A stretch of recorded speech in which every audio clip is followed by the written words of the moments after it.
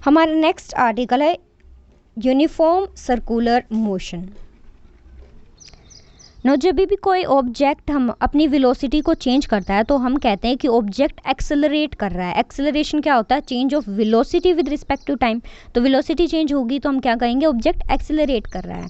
अब जो चेंज है वेलोसिटी का वो हो सकता है कि सिर्फ मैग्नीट्यूड में हो, यानी कि सिर्फ जो नंबर में स्पीड है उसने सिर्फ वही चेंज की हो, या फिर हो सकता है उसने डायरेक्शन भी चेंज की हो, या फिर हो सकता है उसने दोनों ही चेंज किया हो, वेलोसिटी भी और डायरेक्शन भी।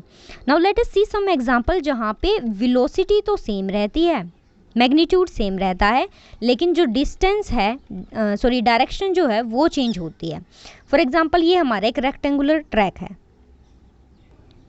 ये हमारा एक क्लोज्ड ट्रैक है जिसमें ऑब्जेक्ट की, पर्सन की वेलोसिटी तो की जो मैग्नीट्यूड है वो तो सेम रहती है, वो सेम वेलोसिटी के साथ भाग रहा है, बट डायरेक्शन वो चेंज कर रहा है। पहले वो ए से टर्न लेता है बी की तरफ, फिर बी से सी की तरफ, देन डी की तरफ। सिमिलरली अगर हेक्सागोनल ट्रैक लेंगे, हेक्सागोनल जिसकी 6 साइड्स हों, तो उसमें भी वो बार बार डायरेक्शन चेंज कर रहा है, मैग्नीट्यूड सेम है।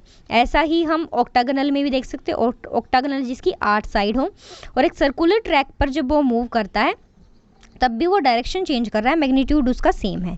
सो ऐसा पॉसिबल है कि वेलोसिटी हमारी अब चेंज हो रही है सिर्फ डायरेक्शन की वजह से, ना कि मैग्नीट्यूड की वजह से। हम कंसीडर करते हैं रेक्टेंगुलर ट्रैक को, जो कि है ABCD हमारा।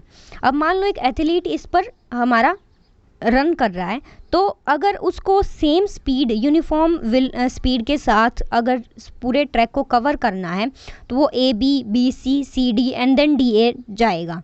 तो उसको कितनी बार टर्न लेना पड़ेगा पूरे ट्रैक को कवर करते वक्त? अगर कोई ऑब्स्टिकल नहीं है और ट्रैक जो हमारा क्लीन है तो वो 4 टर्न लेगा, पहले A से, फिर B से, फिर C से एंड देन D से।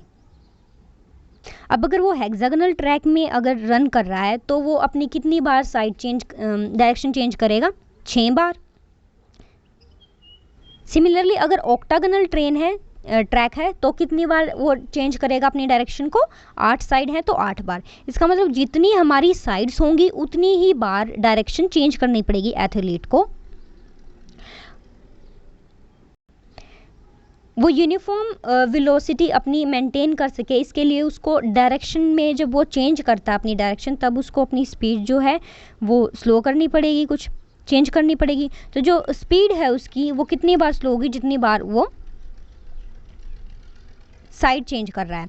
अब अगर हम इनफिनाइट टाइम्स अगर डायरेक्शंस ले ली कि इनफाइनाइट डायरेक्शंस है, फाइनाइट है ही नहीं, तो कितनी बार वो चेंज करेगा डायरेक्शन को?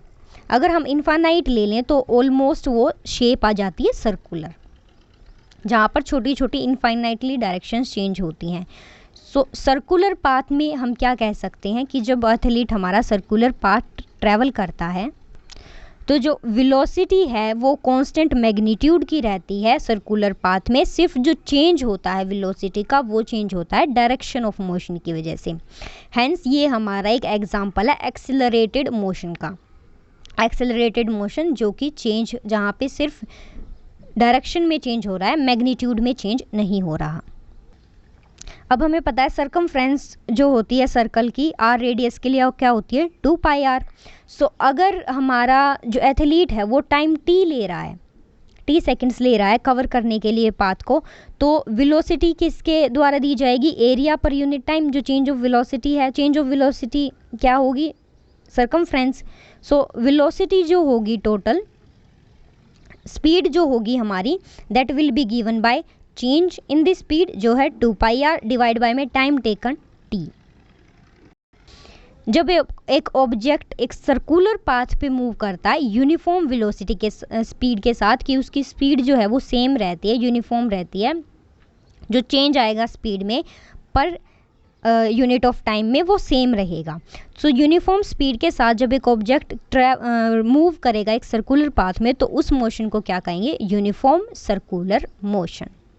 And its speed is given by v is given by 2πr/t।